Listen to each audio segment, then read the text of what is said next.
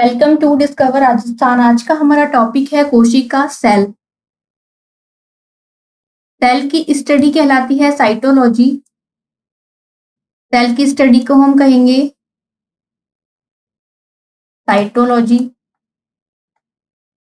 इसके अलावा कोशिका होती क्या है? तो कोशिका हमारे शरीर की संरचनात्मक और क्रियात्मक इकाई है।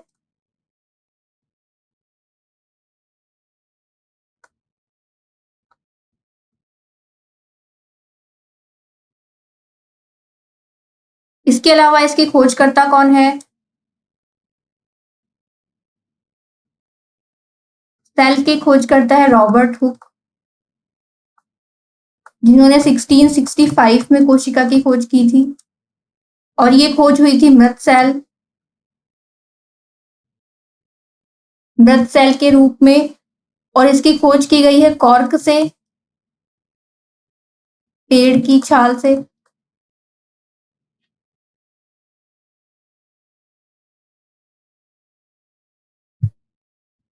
अब हमने देखा ये मृत कोशिका की खोज हुई है। इसके बाद हम देखेंगे अगर जीवित कोशिका हमसे पूछी जाए, जीवित कोशिका की खोज ये की है ल्यूवेनहॉक ने 1674 में, और ये है जीवाणु की खोज। ल्यूवेनहॉक ने की है जीवाणु की खोज भी। ल्यूवेनहॉक को हम कहते हैं फादर ऑफ माइक्रोबायोलॉजी।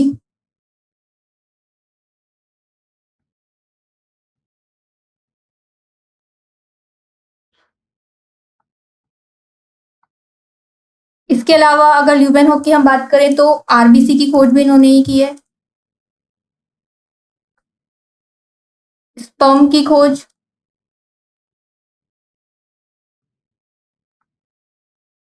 इसके अलावा प्रोटोजोआ के बारे में भी सर्वप्रथम ल्यूवेनहॉक ने ही बताया है।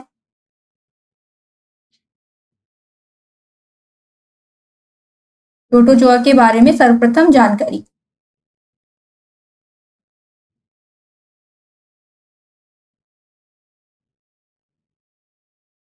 नेक्स्ट हम देखते हैं कोशिका सिद्धांत क्या होता है।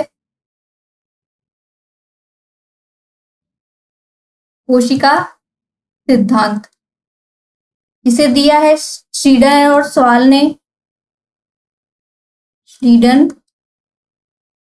और श्वान ने। ये श्लीडन है पादप वैज्ञानिक,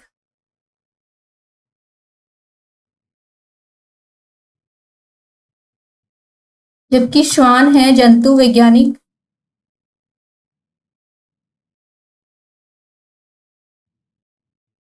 और कोशिका सिद्धांत में अपवाद आता है वायरस।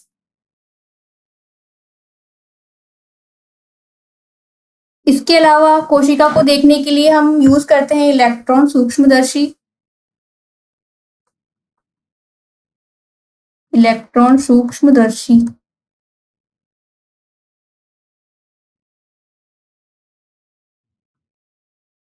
कोशिका को देखने में यूज।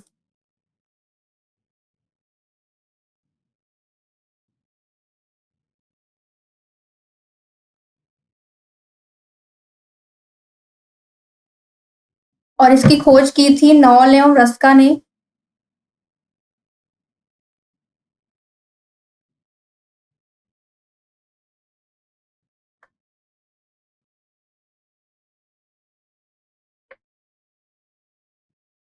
इसके अलावा रूडोल्फ विर्चो ने एक स्टेटमेंट दिया था। रूडोल्फ विर्चो,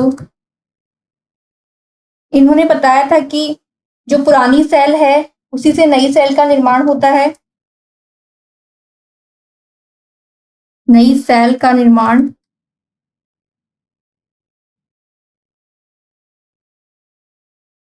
पूर्ववर्ती सेल से होता है, मतलब पुरानी सेल से होता है।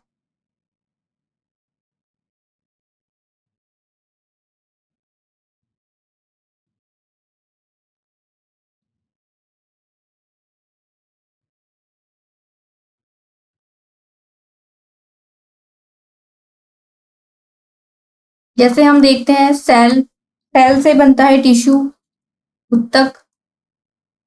इसके बाद निर्माण होता है हमारे अंग का।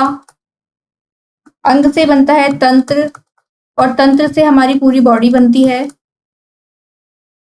शरीर।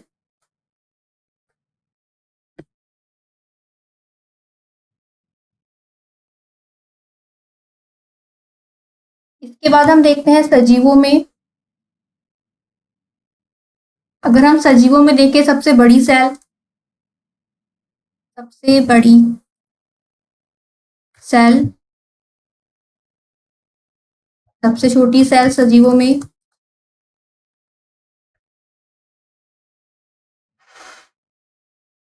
तो अगर सजीवों के बारे में हमसे पूछा जाए तो सजीवों में सबसे बड़ी सेल होती है शुतुरमुर्ग के अंडे की।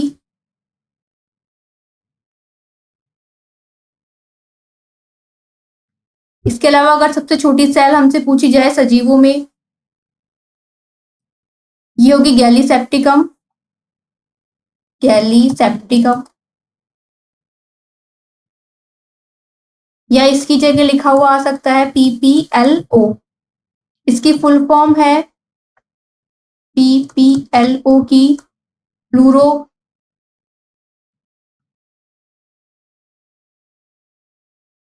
प्न्यूमो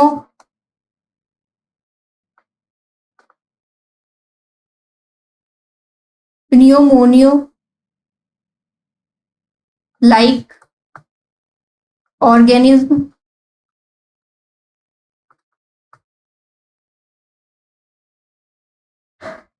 नेक्स्ट है, अगर हमसे हमारे शरीर के बारे में पूछा जाए, शरीर की सबसे बड़ी और सबसे छोटी सेल, सबसे बड़ी सेल और हमारे शरीर की सबसे छोटी सेल, ये होगी अंडाणु, सबसे बड़ी सेल, और सबसे छोटी सेल होगी शुक्राणु।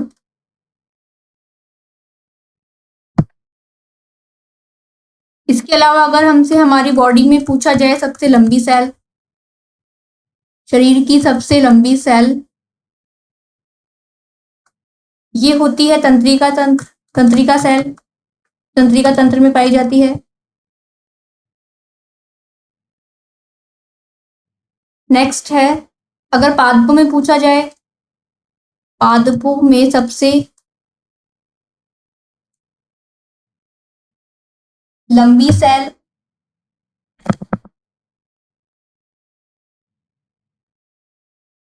ये होगी शैवालों में।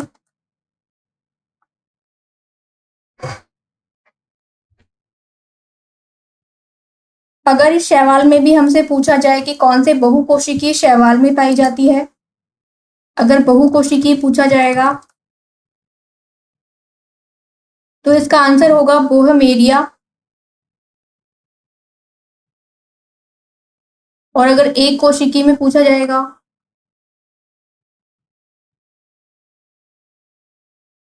तो इसका करेक्ट आंसर होगा एसिटा बुलेरिया। एसिटा बुलेरिया, क्योंकि एक कोशिकीय शैवाल है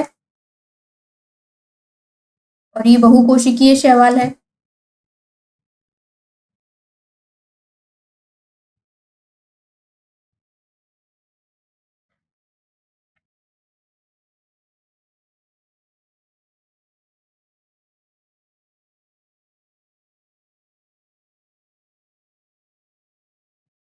के बाद हम देखते हैं पादपों में सबसे छोटी सेल,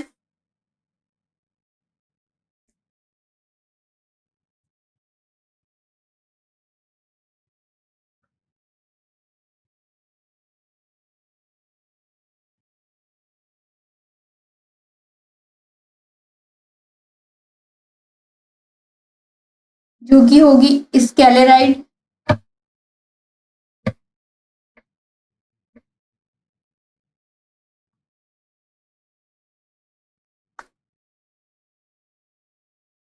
और अगर हमसे पूछा जाए कि मैक्सिमम पुनरुद्भवन की क्षमता किस सेल में होती है, मैक्सिमम पुनरुद्भवन की क्षमता और मिनिमम पुनरुद्भवन की क्षमता,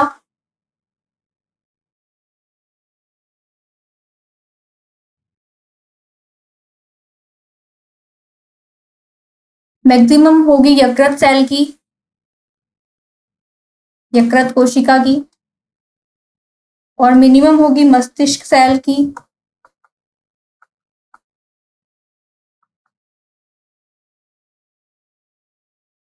नेक्स्ट इसके बाद हम देखते हैं प्रोकैरियोटिक सेल और यूकैरियोटिक सेल क्या होती है।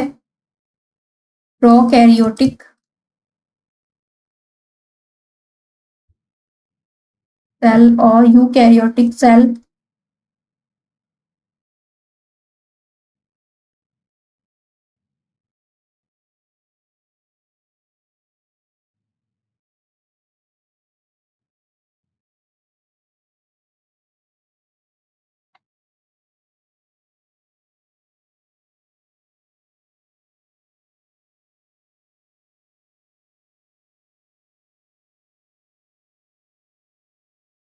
तो सबसे पहले प्रोकैरियोटिक और यूकैरियोटिक के बारे में जानने के लिए हम देखते हैं कि इसमें केंद्रक की क्या स्थिति होती है प्रोकैरियोटिक में। तो प्रोकैरियोटिक में जो केंद्रक होता है वो कम विकसित होता है,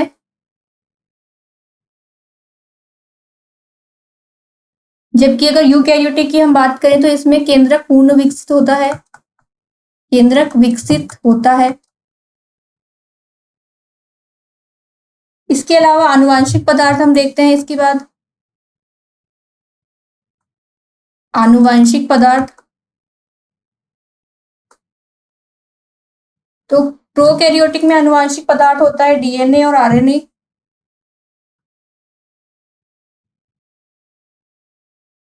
जबकि यूकैरियोटिक में होता है डीएनए,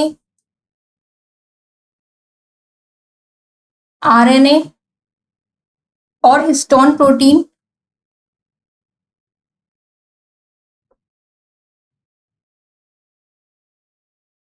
तो इसका मतलब प्रोकैरियोटिक में हिस्टोन अनुपस्थित होता है, हिस्टोन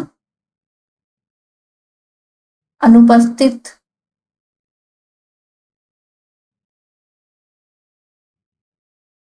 इसके अलावा कोशिकांग हम देखते हैं। तो प्रोकैरियोटिक में कोशिकांग अनुपस्थित होते हैं, जबकि यूकैरियोटिक में उपस्थित होते हैं कोशिकांग। नेक्स्ट है राइबोसोम की उपस्थिति। इसमें होता है राइबोसोम उपस्थित।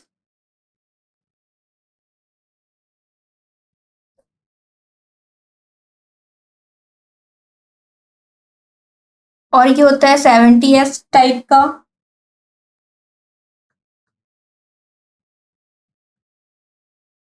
इसमें राइबोसोम उपस्थित होता है 80S टाइप का राइबोसोम।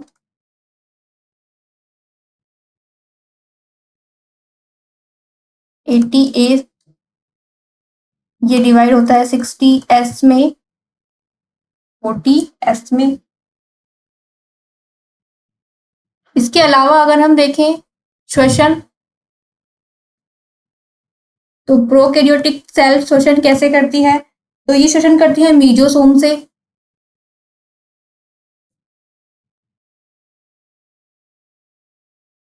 इसके अलावा यूकैरियोटिक सेल माइटोकॉन्ड्रिया,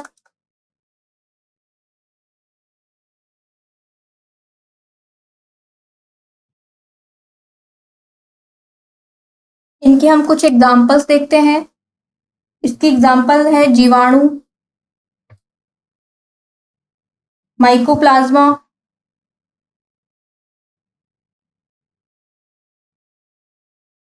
इसके अलावा नीलहरित शैवाल,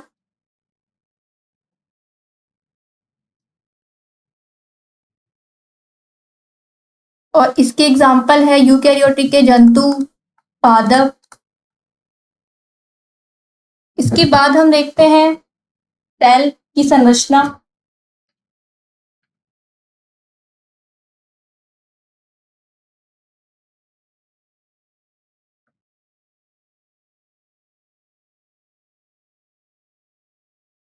इसमें होती है कोशिका झिल्ली। एक हो गई हमारे पास कोशिका झिल्ली,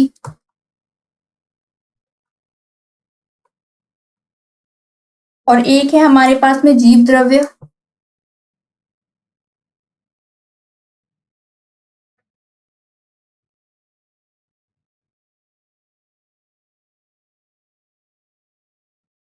सेल मेम्ब्रेन और प्रोटोप्लाज्म।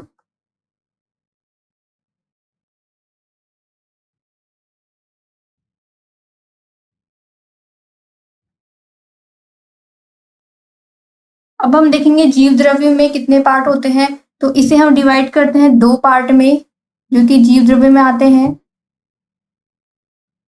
फर्स्ट होगा कोशिका द्रव्य, कोशिका द्रव्य जिसे हम कहते हैं साइटोप्लाज्म।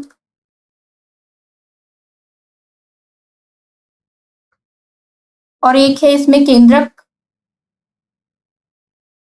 न्यूक्लियस।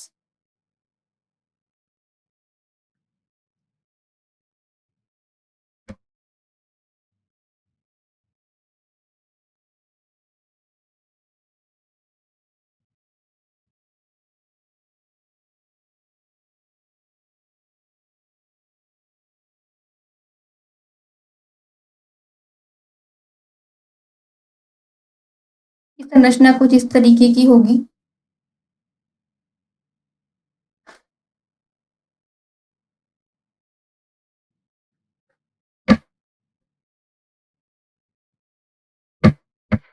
इसके अंदर होगा कुछ इस तरीके से संरचना।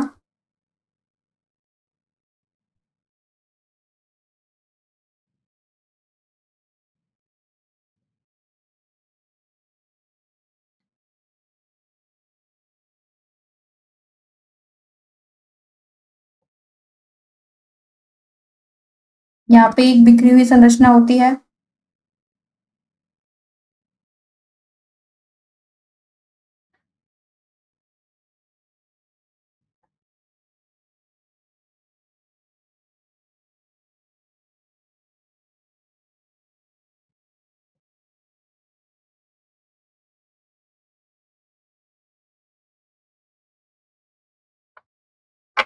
कुछ इस तरीके की संरचना होती है।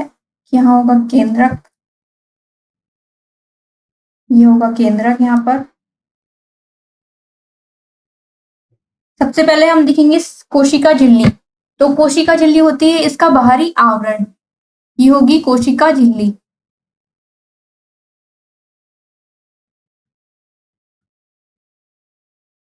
इसके बाद हम देखेंगे ये होती है गोल्जी काय। गोल्जी काय। इसके अलावा ये हो गया माइटोकॉन्ड्रिया।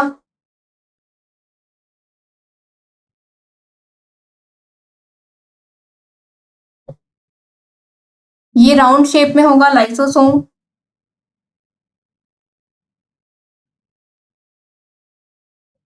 ये जो बिखरी हुई सी संरचना है ये होगी राइबोसोम।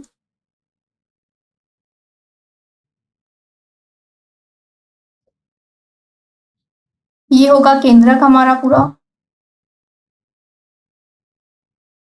और केंद्रक के अंदर क्या स्थित है, इसमें जो ये है तंतु, इन्हें हम कहते हैं क्रोमेटिन तंतु।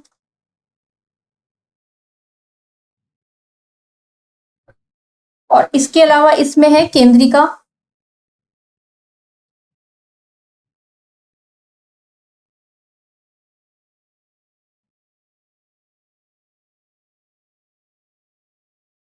ये है ईआर, अंतर्द्रव्य जालिका।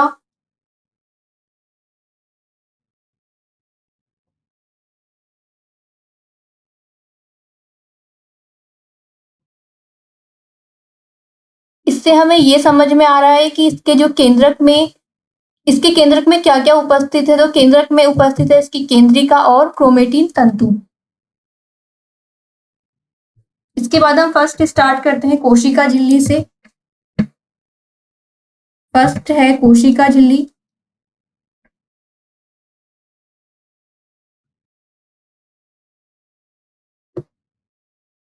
कोशिका की झिल्ली को और क्या कहते हैं हम, इसे हम कहते हैं प्लाज्मा झिल्ली।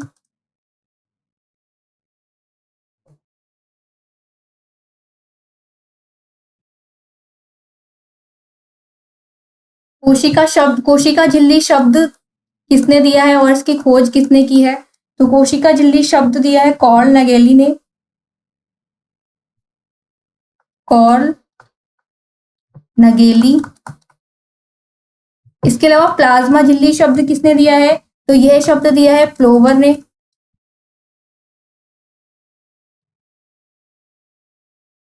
कोल, नगेली और क्रैमर।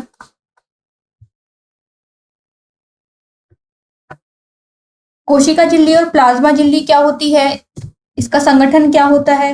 तो कोशिका झिल्ली होती है चयनात्मक और पारगम्य झिल्ली। चयनात्मक और पारगम्य झिल्ली होती है ये।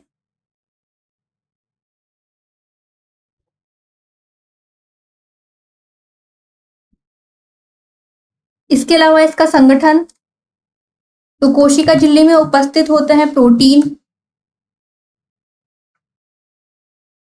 प्रोटीन के अलावा इसमें होता है फैट। इसके अलावा इसमें होगा कार्बोहाइड्रेट।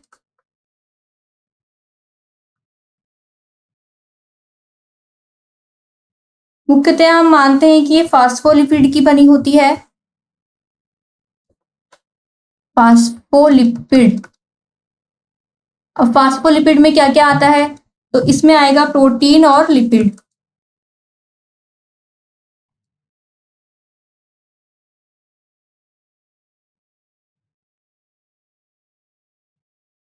वसा होती है इसमें 40%, प्रोटीन होता है इसमें 60% और कार्बोहाइड्रेट होता है इसमें 1%। इसकी कुछ मॉडल है जिसमें पूछा जाता है कि किस अंग, किस पार्ट के मॉडल है। जैसे कि पूछा जाएगा कि सैंडविच मॉडल किसका है, तो इसका करेक्ट आंसर होगा कोशिका झिल्ली। इसमें एक आता है सैंडविच मॉडल।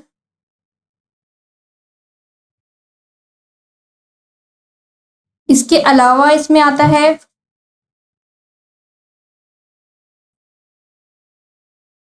इकाई कला मॉडल।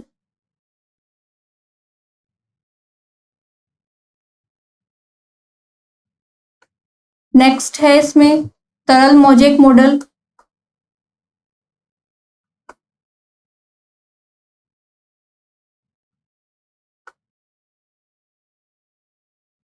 तरल मोजेक मॉडल दिया है सिंगर और निकलसन ने। सिंगर और निकोलसन।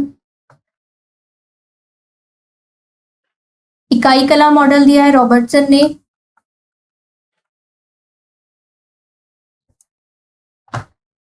जबकि सैंडविच मॉडल दिया है डैनियल और डॉसन ने।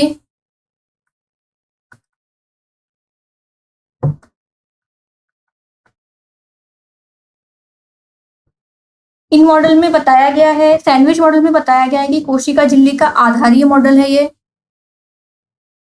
इसे हम कहेंगे कोशिका झिल्ली का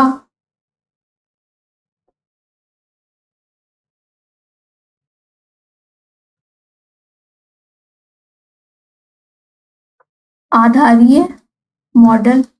और इसमें बताया गया है कि एक परत होती है जिसमें कैसे जमा होते हैं ये पी एल एल पी की सीरीज में जमा होते हैं। पी हो गया प्रोटीन, लिपिड, लिपिड और फिर प्रोटीन। जैसे ये परत हो गई, 4 परत हो गई। सबसे पहले इस फर्स्ट परत में आएगा प्रोटीन, सेकंड में आएगा लिपिड, फिर लिपिड और फिर प्रोटीन। नेक्स्ट इकाई कला मॉडल। इसमें आता है पी एल, प्रोटीन और लिपिड की परत। नेक्स्ट है तरल मोजेक मॉडल। इसमें आएगा पहले लिपिड, इसके बाद आएगा प्रोटीन, फिर आएगा लिपिड।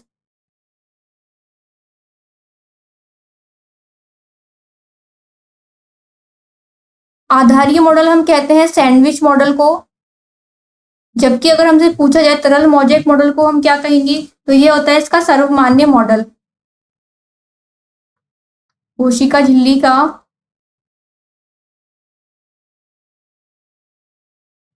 सर्वमान्य मॉडल।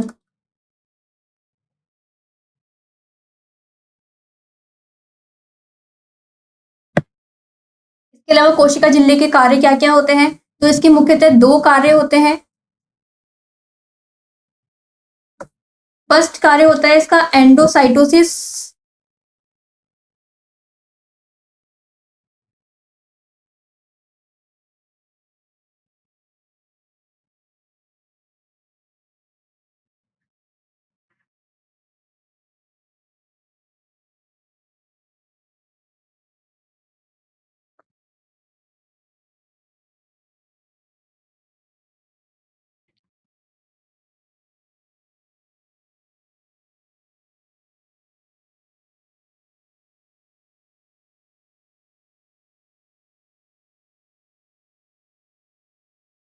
सेकंड कार्य इसका होता है एक्सोसाइटोसिस।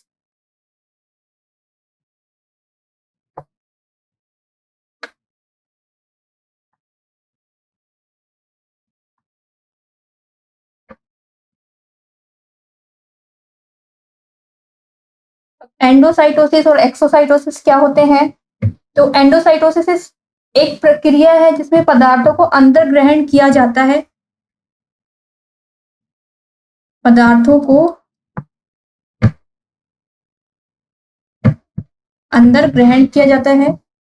जबकि एक्सोसाइटोसिस क्या होता है? इसमें पदार्थों को बाहर उत्सर्जित किया जाता है।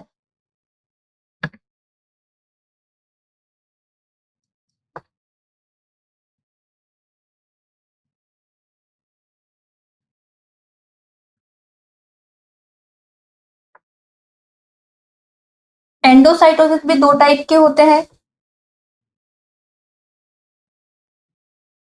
इसका फर्स्ट टाइप होता है पैगोसाइटोसिस,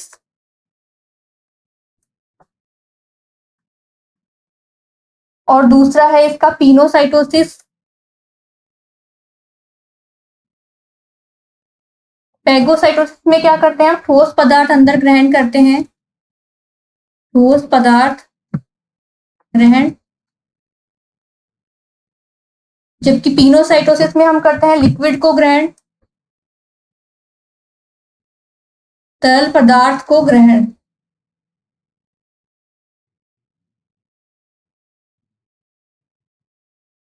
इसके बाद नेक्स्ट आता है सेल वॉल।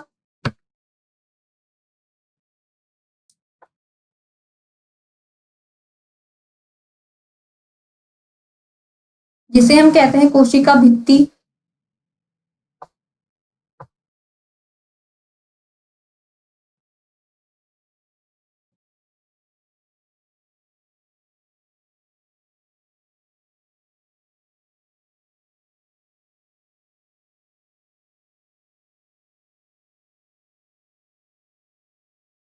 सेल वॉल की खोज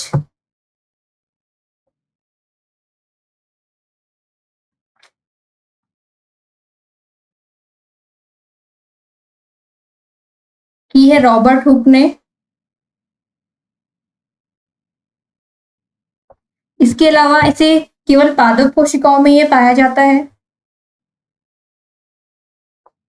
केवल पादप कोशिकाओं में उपस्थित।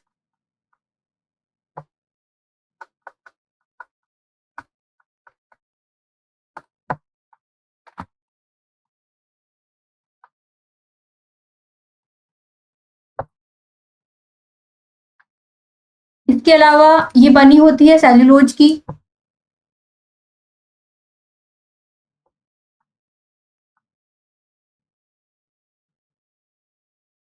अगर हम देखें कवक और जीवाणु में,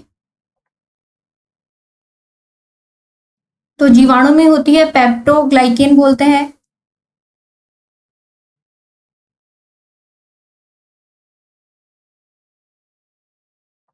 या हम इसे कहते हैं म्यूकोपेप्टाइड।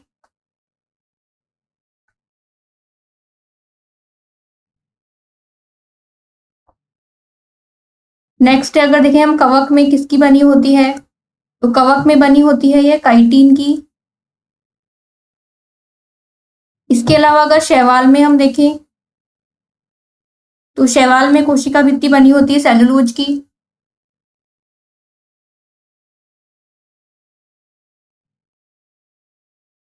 इसका कार्य क्या है कोशिका भित्ति का? इसका मुख्य कार्य सुरक्षा प्रदान करना है सेल को, सेल को सुरक्षा प्रदान करना।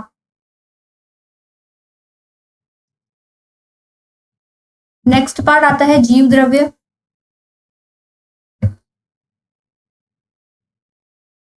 जिसे हम प्रोटोप्लाज्म भी कहते हैं।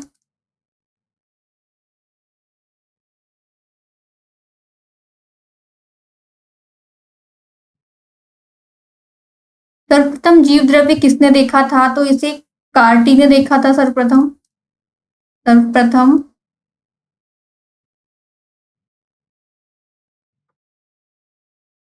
कार्टी ने देखा था। इसके बाद इसका नाम इन्होंने दिया सारकोड, जो कि दिया है डुजार्डिन ने।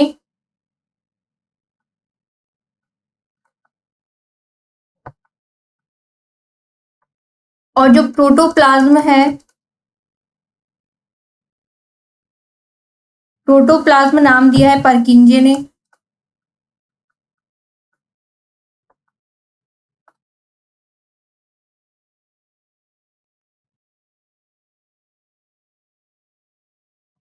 इसके अलावा एक स्टेटमेंट भी है कि जीव द्रव्य जीवन का भौतिक आधार है। ये किसने कहा है?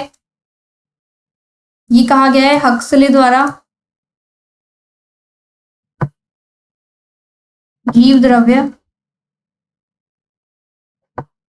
जीवन का भौतिक आधार है।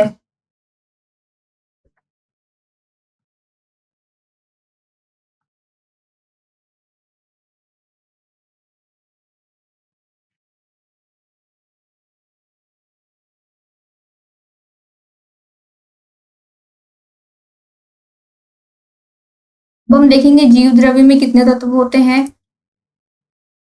इसके तत्व हैं 34 जिनमें से मुख्य तत्व है 13।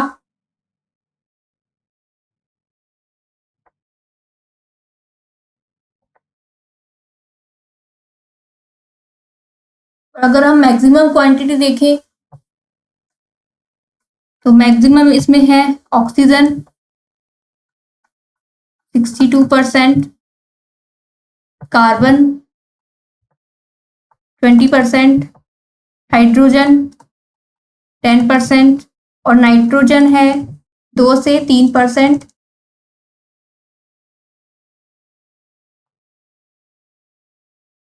इसके अलावा अन्य पदार्थों में इसमें है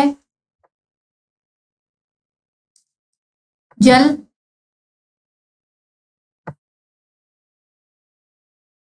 65 से 70%, प्रोटीन 10 से 15%। इसके अलावा इसमें न्यूक्लिक एसिड है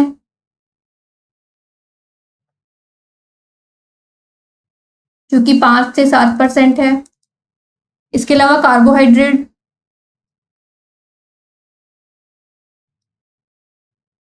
3%, वसा 2% और इसके अलावा इसमें है खनिज लवण 1%।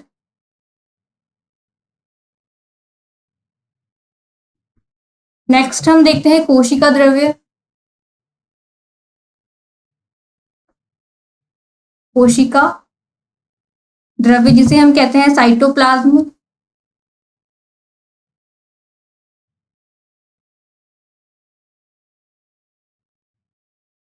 ये पाया जाता है कोशिका झिल्ली और केंद्रक के मध्य।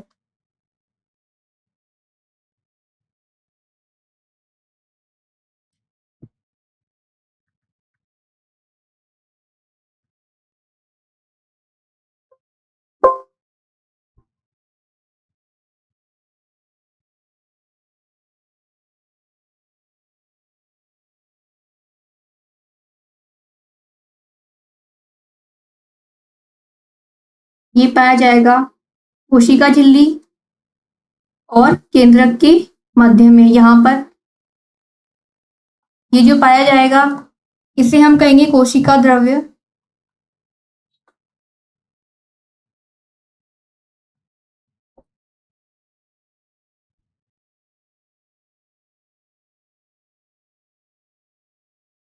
कोशिका झिल्ली व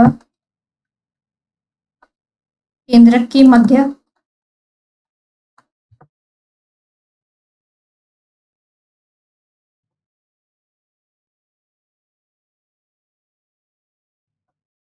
इसके अलावा कोशिका द्रव्य में ही कोशिकांग पाए जाते हैं।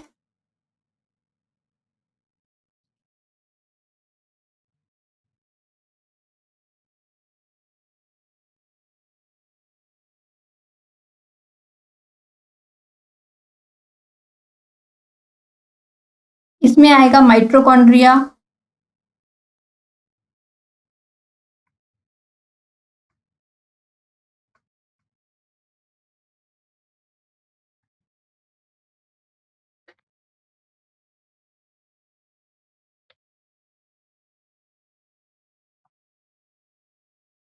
जो कि दोहरी झिल्ली का बना होता है।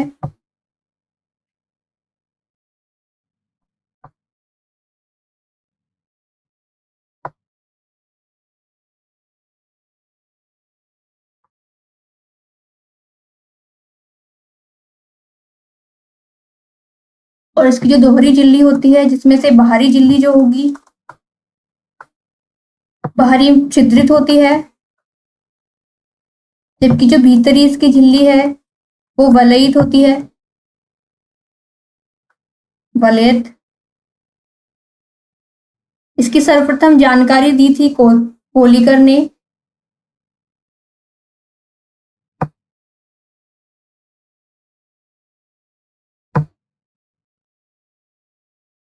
और इसे नाम दिया था इन्होंने सार्कोसोम।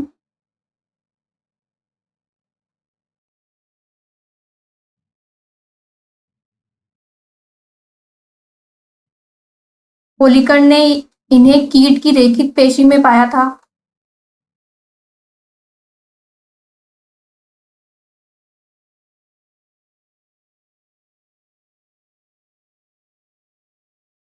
कीट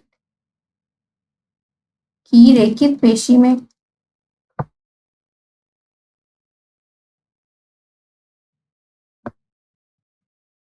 इसके बाद हम देखते हैं फ्लेमिंग ने इसे नाम दिया था फिल्ला या फिला। फ्लेमिंग ने कहा फिला। अल्टमान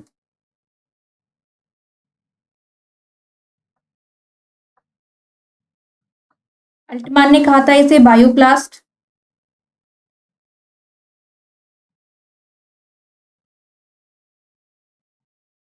और चार्ल्स पेंडा ने इसे नाम दिया है माइट्रोकॉन्ड्रिया।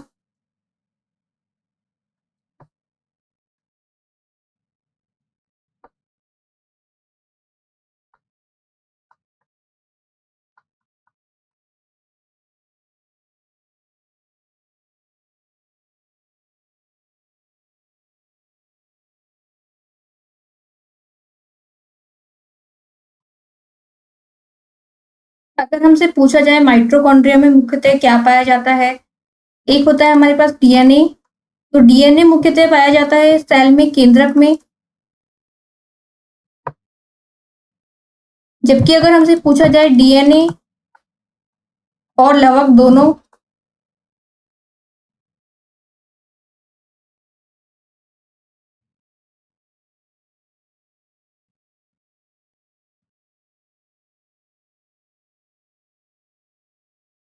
ये होंगे माइटोकॉन्ड्रिया।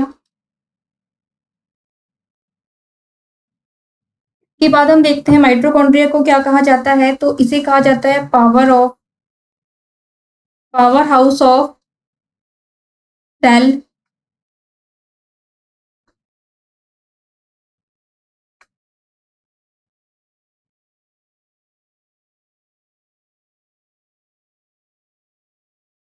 और ये कहा था सी कैविज ने।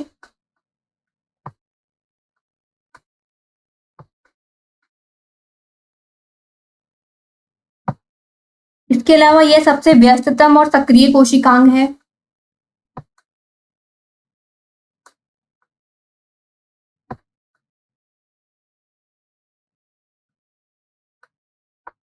सक्रिय कोशिकांग।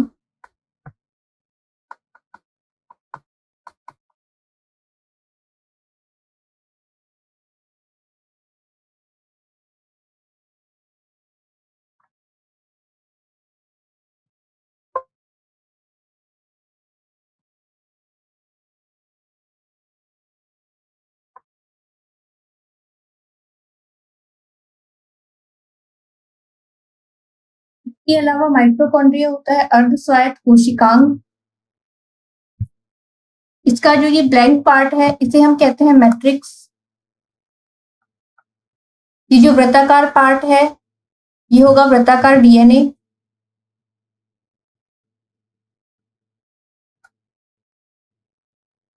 इसके अलावा ये होती है आउटर मेम्ब्रेन, बाहरी झिल्ली।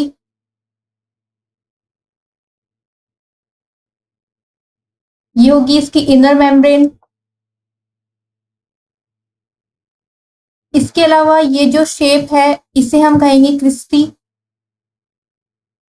और क्रिस्टी के ऊपर जस्ट पाए जाते हैं F0 F1 कण, या हम इसे कहेंगे ऑक्सीसोम।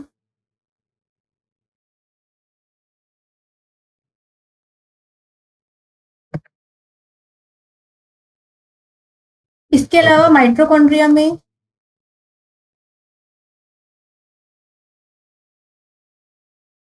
जो मैट्रिक्स भाग है उसमें चलता है क्रैब चक्र, और जो F1 कण है उस पर चलता है ETS। ETS का फुल फॉर्म है इलेक्ट्रो ट्रांसफर सिस्टम।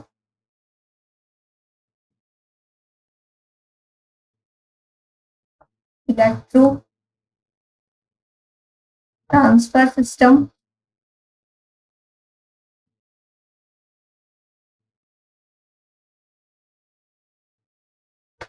इसके अलावा मनुष्य में सर्वाधिक माइटोकॉन्ड्रिया पाए जाते हैं यकृत सेल में। अगर हमसे पूछा जाए कि मनुष्य में मैक्सिमम माइटोकॉन्ड्रिया,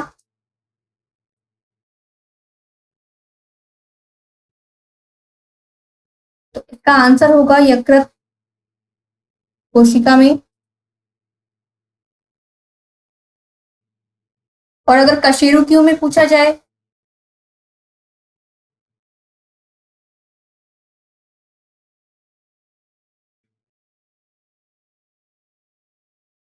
तो इसका करेक्ट आंसर होगा पक्षियों की उड्डयन पेशियों में।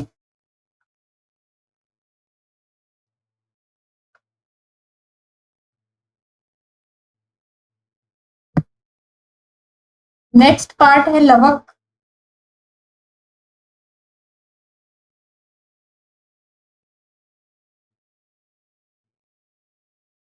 ये दोहरी झिल्ली युक्त है। इसके अलावा यह भी अर्धस्वायत्त कोशिकांग है।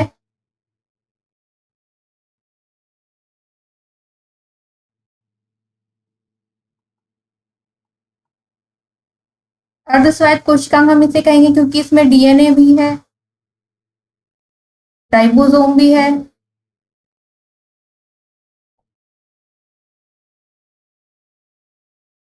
इसके अलावा इसकी खोज की थी हैक्ले ने।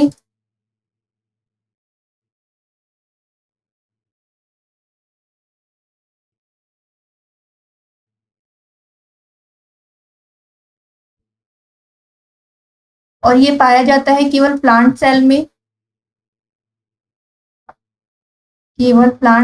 उपस्थित।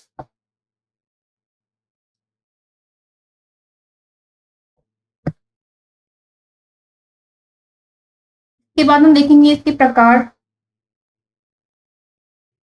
इसका फर्स्ट टाइप है अवर्णी लवक।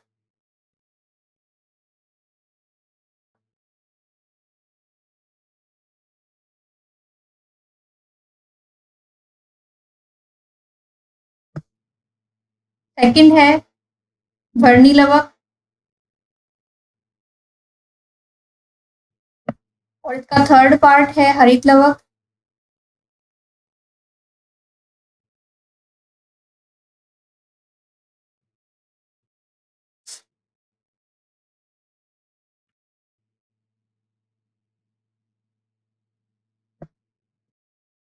अवर्णी लवक कौन से होते हैं? अवर्णी लवक को हम कहते हैं ल्यूकोप्लास्ट। ये होते हैं रंगहीन।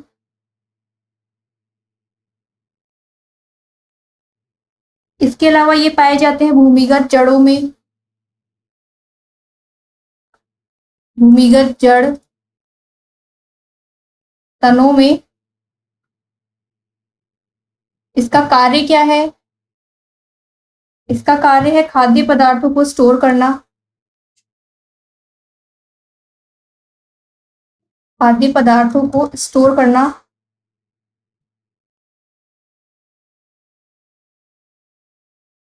ये होते हैं 3 टाइप से। पहला होता है इसमें इमाइलोप्लास्ट।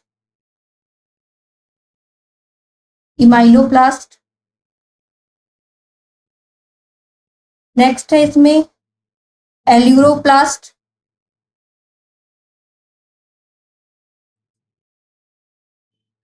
और थर्ड है इसमें इलियोप्लास्ट।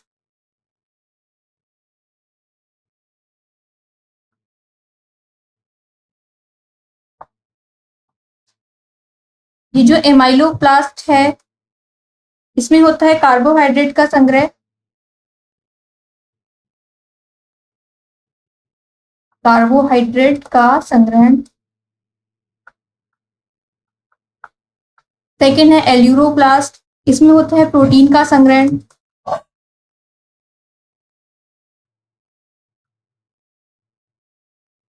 लास्ट है इलियोप्लास्ट। इसमें होता है वसा का संग्रहण।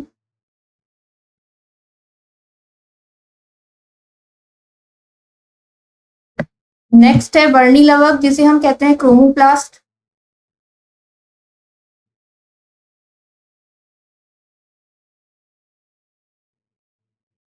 जो कि रंगीन होता है। इसके अलावा यह पाया जाता है पुष्प और फलों के रंगों में।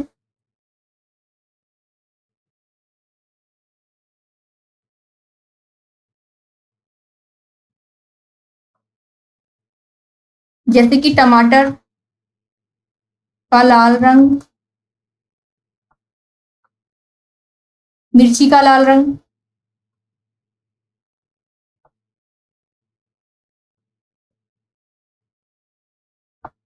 इसके अलावा गाजर का नारंगी रंग।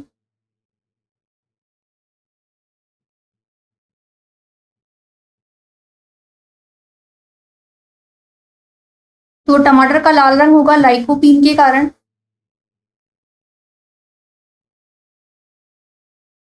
इसके अलावा मिर्च का लाल रंग होगा कैप्सेथीन के कारण।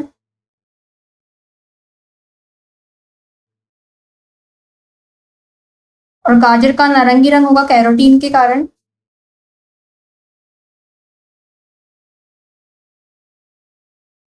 इसके अलावा गाजर का जो लाल रंग है वो होगा एंथोसाइनिन के कारण।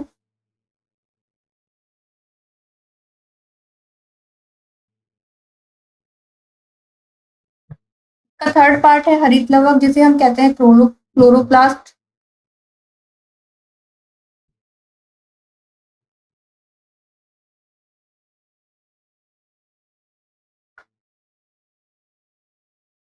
पत्तियों का हरा रंग इसी की वजह से होता है।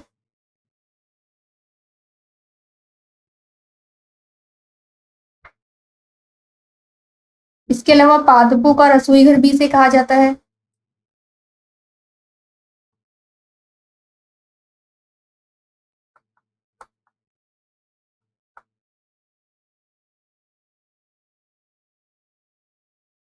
हरित लवक में पाया जाता है क्लोरोफिल।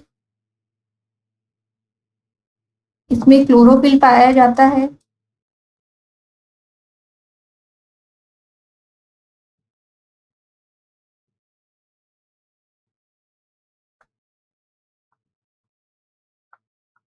जो कि प्रकाश संश्लेषण की क्रिया संपन्न करवाता है।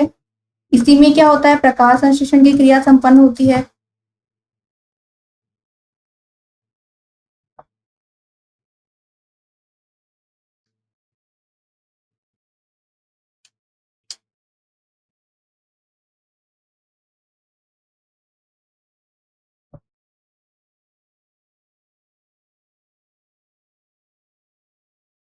इसके बाद हम देखते हैं लवक की संरचना कैसी होती है।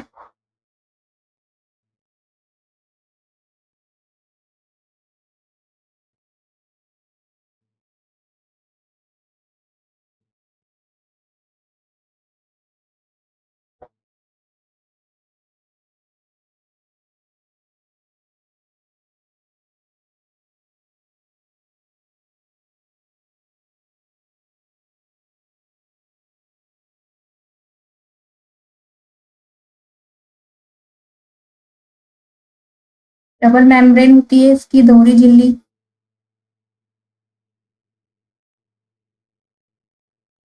इसके अलावा इसमें कुछ इस प्रकार की संरचना होती है।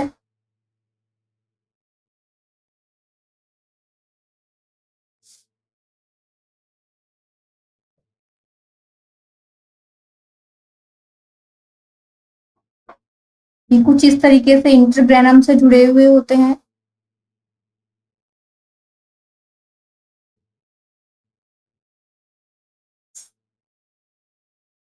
इसमें डीएनए होगा साइड में।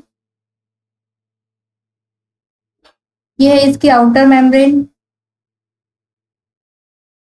ये है इसकी इनर मेम्ब्रेन।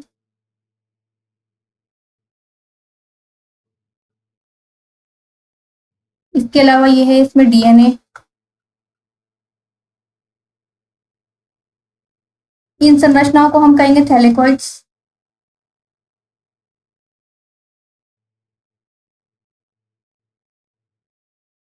इन्हें हम कहेंगे ग्रेना या ग्रेनम। इसके अलावा इन्हें हम कहेंगे इंटर ग्रेनम।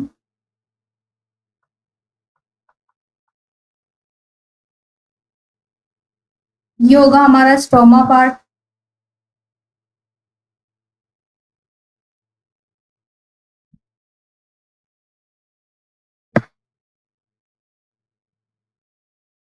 इसके बाद नेक्स्ट पार्ट है अंतः प्रद्रव्यकी जालिका, ईआर।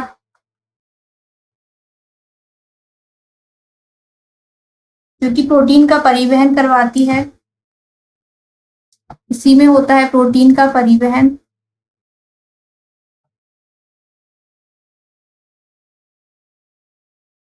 इसके अलावा इसकी खोज की है पोर्टर ने।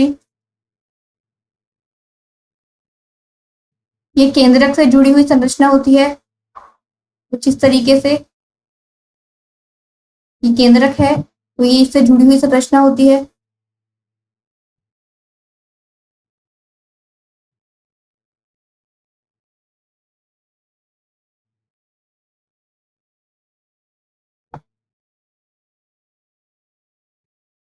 इसके अलावा इसे हम कहते हैं कोशिका का अंतः कंकाल।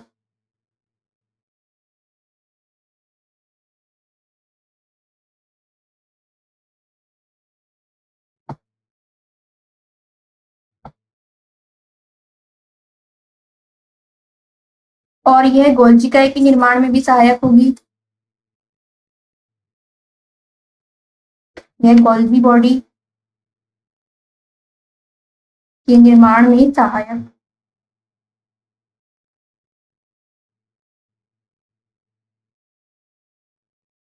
इसके अलावा इसकी संरचना 3 टाइप की होती है। फर्स्ट होता है सिस्टर्न, सेकंड है ट्यूबल्स, नलिकाएं, थर्ड है वेसिकल्स, वाहिकाएं।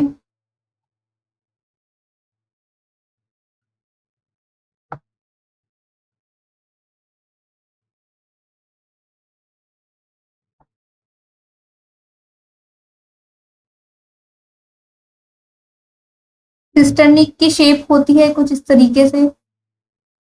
इसके अलावा जब नलिकाओं की हम बात करते हैं तो ये होगा, इसमें साइड में नलिकाएं निकली होती है।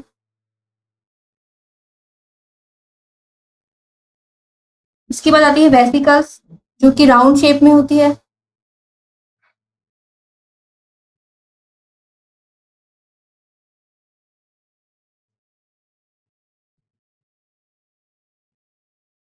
और ये 2 प्रकार की होती है ईआर। फर्स्ट है खुरदरी, जिसे हम कहते हैं रफ। सेकंड होती है चिकनी, एसईआर। जो खुरदरी है इसमें होते हैं राइबोसोम उपस्थित,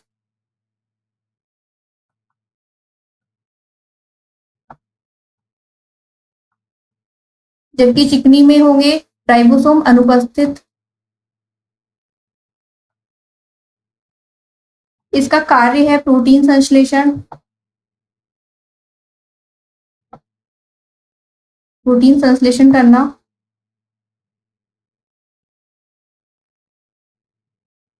जबकि SER का कार्य है लिपिड का संश्लेषण, लिपिड का संश्लेषण करना।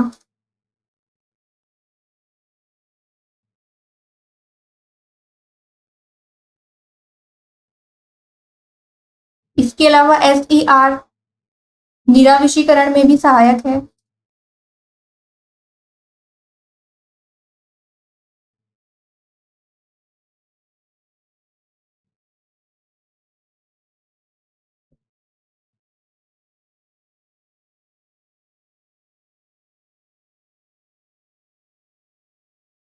और ये होती है यकृत की सेल में, लीवर की सेल में।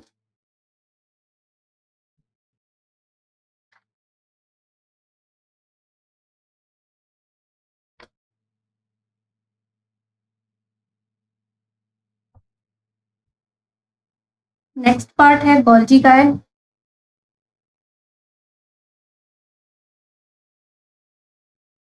इसकी खोज की थी कैमिलो गोल्जी ने।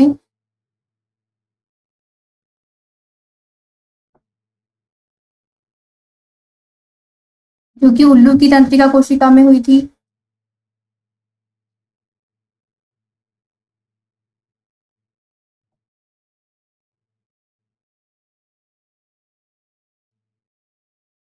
इसके अलावा पादपों में से कहते हैं हम डिक्टियोसोम।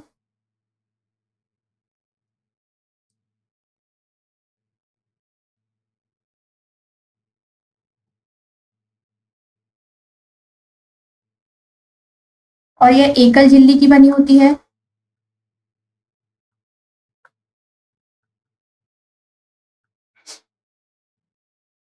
इसके अलावा इसकी संरचना में भी होती है सिस्टर्नी, ट्यूबोल्स, वेसिकल्स और वैक्यूल।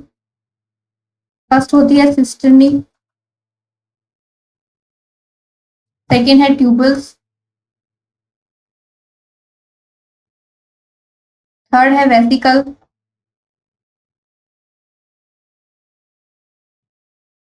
फोर्थ है वैक्यूल।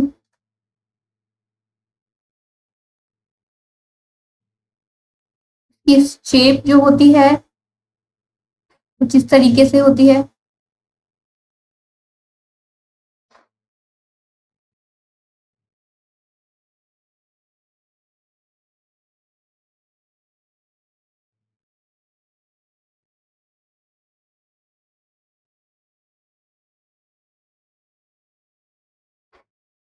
ये होते हैं ट्यूबल्स, ट्यूबल्स के अलावा ये हैं वेसिकल्स, वेसिक्यूल। यहाँ पर होंगे वेसिकल्स उपस्थित।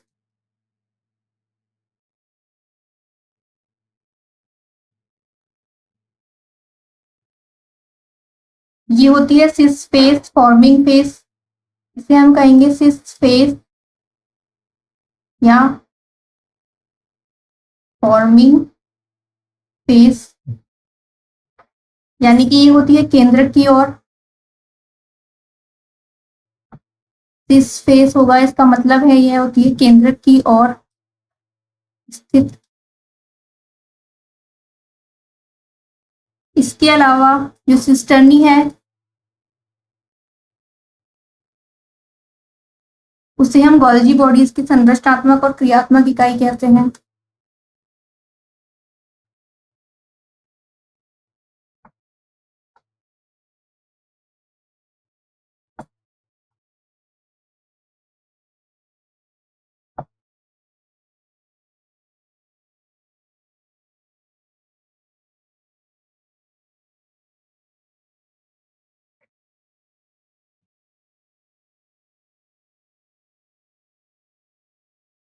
इसके कार्य हैं मैक्रो मॉलिक्यूल्स के साथ इसका श्रवण होना, मैक्रो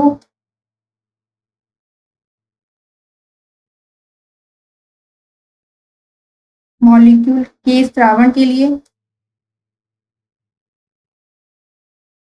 इसके सिक्रेशन के लिए। सेकंड है इसे मिडिल मैन ऑफ सेल भी कहा जाता है।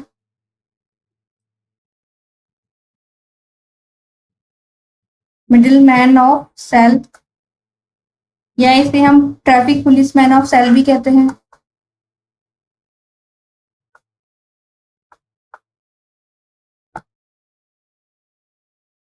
इसके अलावा ये शुक्राणु में एक्ट्रोसोम के निर्माण में सहायक है।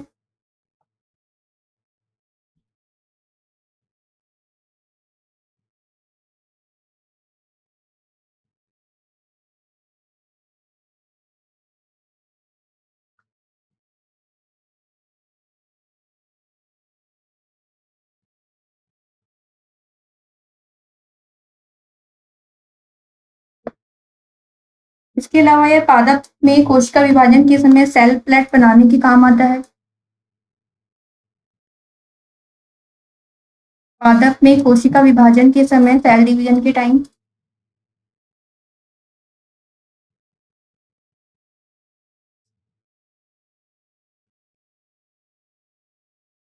सेल प्लेट बनाने के काम आता है।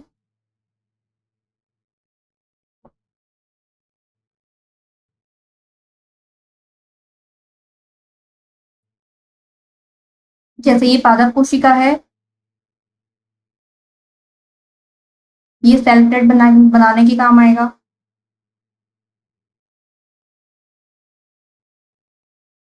इसके अलावा इसका यूज करते हैं हम, ये अंतःस्रावी ग्रंथियों में हार्मोन स्रावण में सहायक होता है।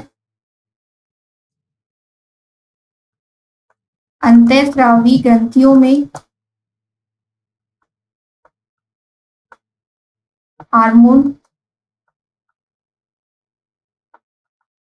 स्रावण में सहायक।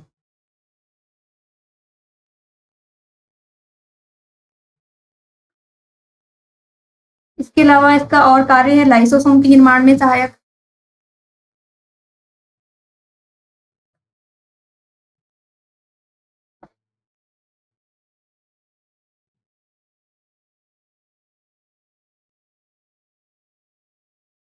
नेक्स्ट पार्ट है लाइसोसोम।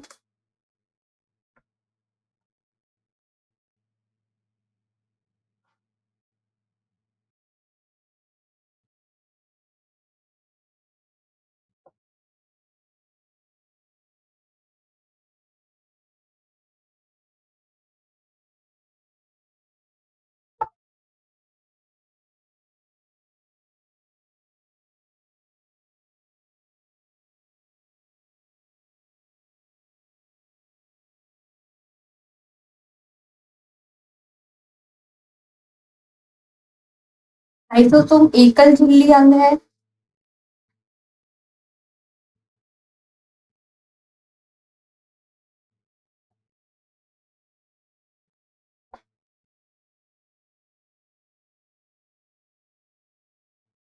इसके अलावा इसकी खोज करता है डी डुबे।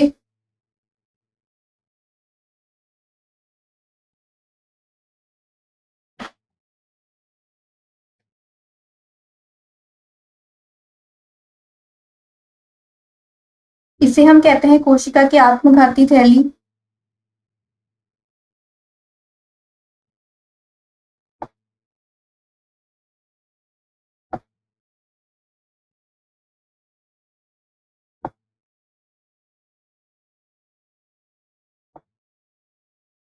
इसमें 50 प्रकार के जल अपघटनीय एंजाइम पाए जाते हैं। इसमें 50 प्रकार के जल अपघटनीय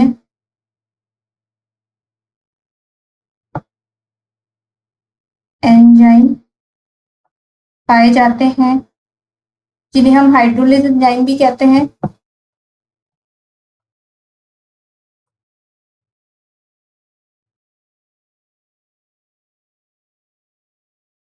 इसके अलावा इसका जो पीएच है, ये कार्य करता है पीएच 5 पर।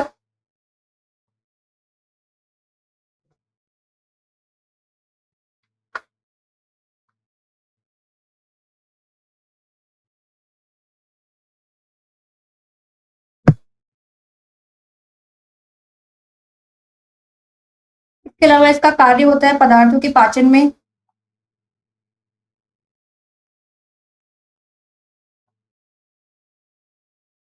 और ये डब्ल्यूबीसी में सर्वाधिक संख्या में पाया जाता है। व्हाइट ब्लड सेल में यह सर्वाधिक मात्रा में पाया जाएगा।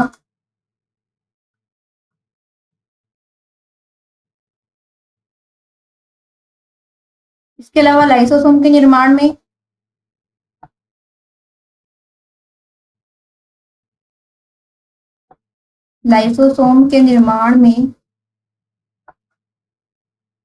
जो अंतःप्रद्रवी जालिका है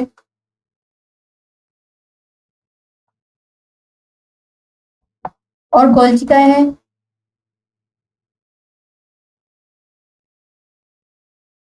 सहायक होती है।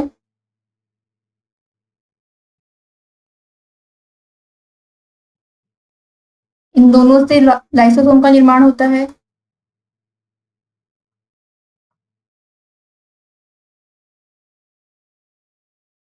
इसके अलावा यह सर्वाधिक बहुरूपी कोशिकांग है। सर्वाधिक बहुरूपी कोशिकांग।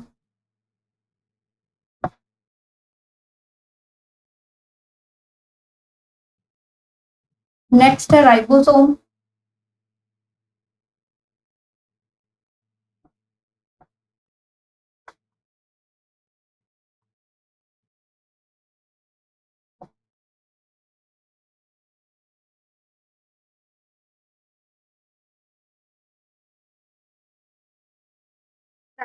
ये खोज करता है रॉबिन्स और ब्राउन।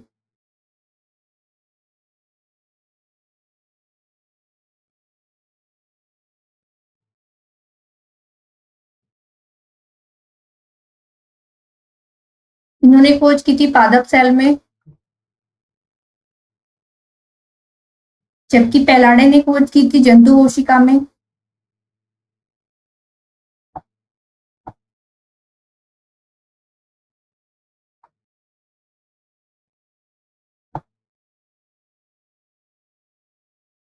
इसके अलावा ये होता है झिल्ली रहित।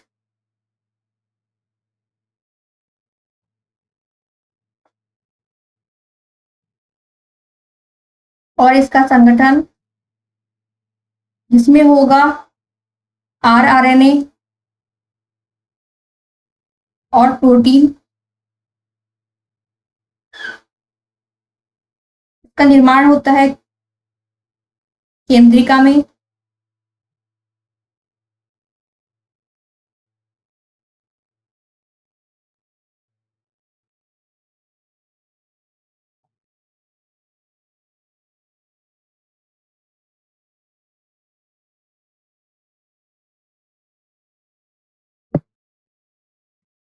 राइबोसोम का मुख्यतः कार्य है प्रोटीन संश्लेषण में सहायक।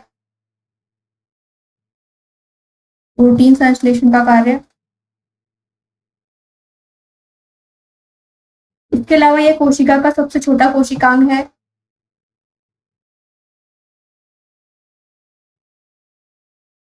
सबसे छोटा कोशिकांग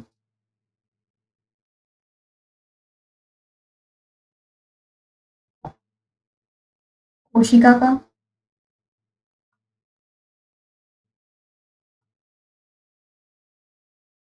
ये दो टाइप का होता है।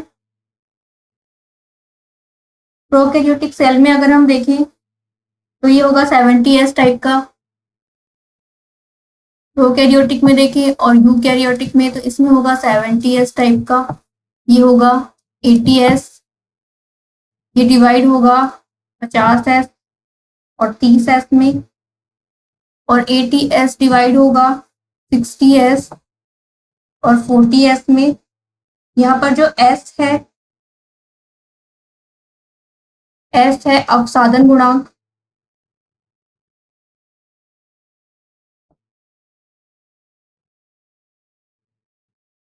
जो कि राइबोसोम का आकार और घनत्व बताता है।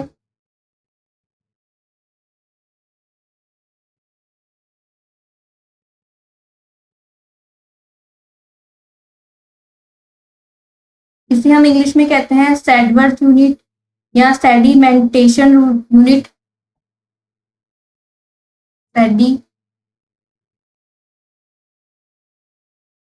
Sedimentation unit.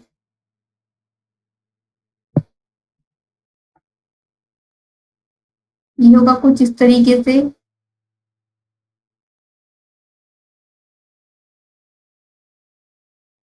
ये होती है इसकी उप इकाइयां।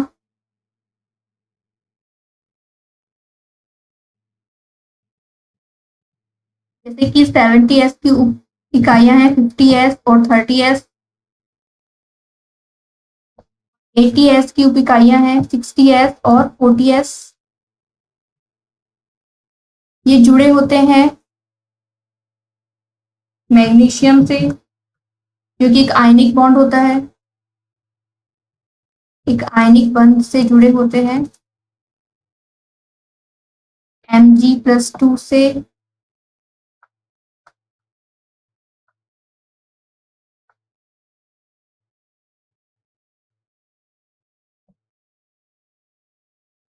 इसके अलावा नेक्स्ट पार्ट है तारक का है,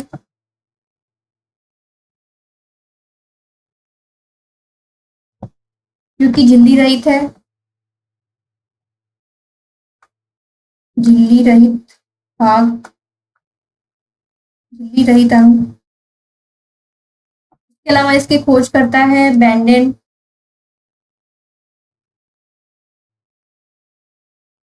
और इसका नाम दिया है बावेरी ने।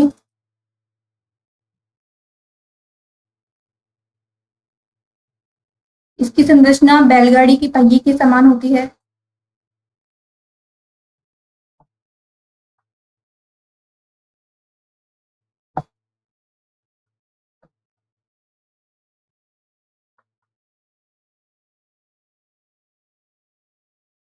और ये केवल जंतु कोशिका में पाया जाता है,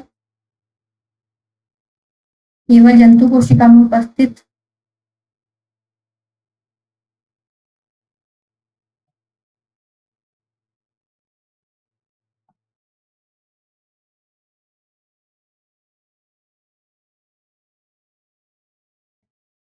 इसकी संरचना कुछ इस तरीके से होती है।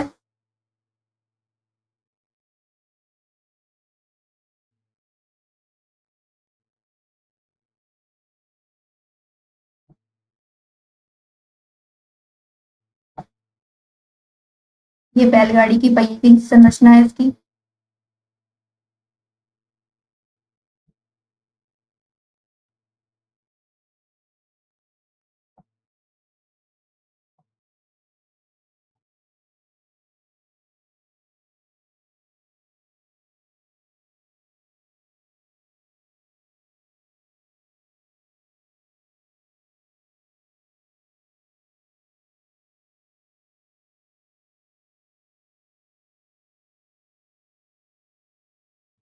ये होंगे इसमें माइक्रोट्यूबल्स, इनको हम कहेंगे माइक्रोट्यूबल्स।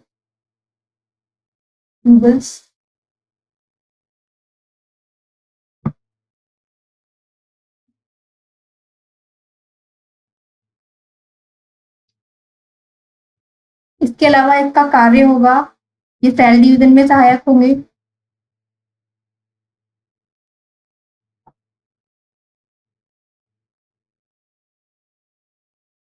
इसके अलावा ये तर्कु तंतुओं का निर्माण करते हैं इसमें।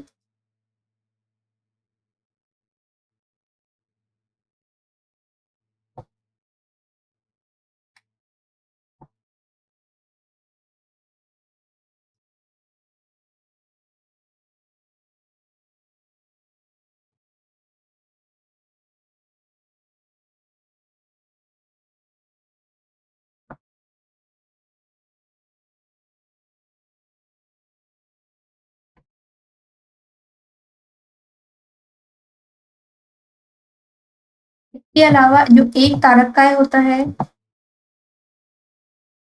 उसमें 2 तारक केंद्र पाए जाते हैं। अगर हमसे पूछा जाए कि एक तारक काय में कितने तारक केंद्र पाए जाते हैं, तो इसमें 2 आएगा।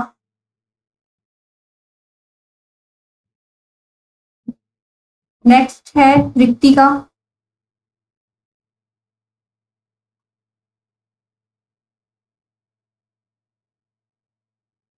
जो कि पादप कोशिकाओं में इनकी साइज बड़ी होती है,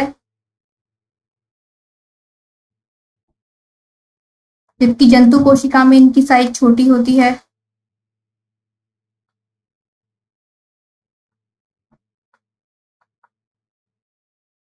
इसके अलावा रिक्तिका की जो ऊपरी झिल्ली होती है वो बनी होती है टोनोप्लास्ट की। बाहरी झिल्ली ये होगी टोनोप्लास्ट।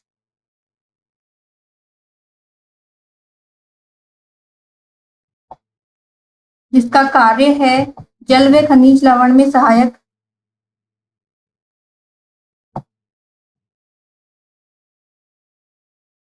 खनिज लवण व जल में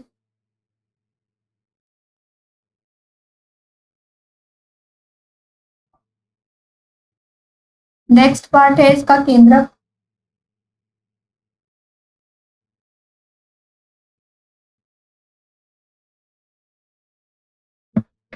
क्योंकि दोहरी झिल्ली का बना होता है।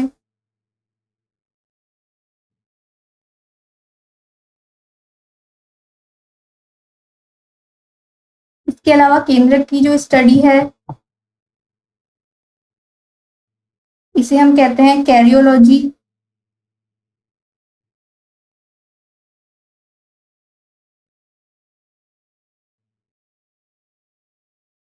केंद्रक की खोज करता है रॉबर्ट ब्राउन।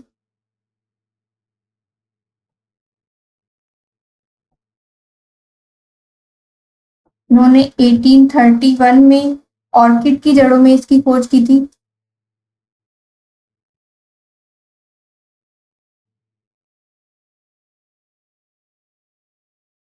केंद्रक में पाया जाता है। केंद्रक के अन्य नाम है सेल मैनेजर।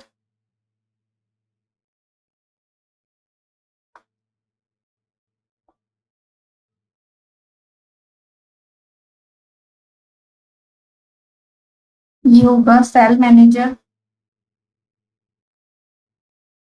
इसके अलावा इसे हम कहेंगे सेल कंट्रोलर।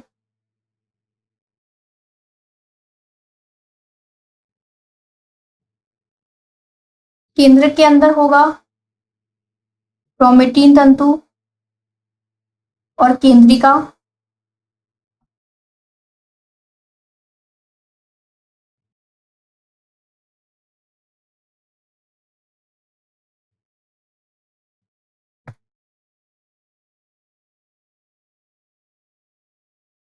और इसमें आनुवांशिक पदार्थ पाए जाते हैं डीएनए, आरएनए और हिस्टोन।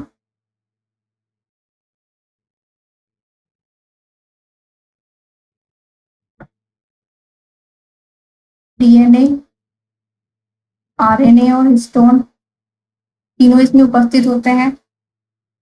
इनकी मात्रा होती है डीएनए होता है इसमें 31%, आरएनए होता है इसमें 5% और हिस्टोन होता है इसमें 36%।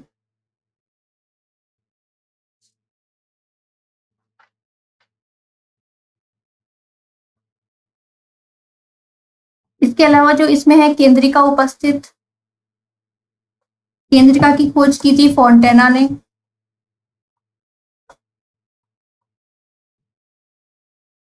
और केंद्रिका का उपयोग अगर हम देखें तो ये होता है आरएनए के संश्लेषण में।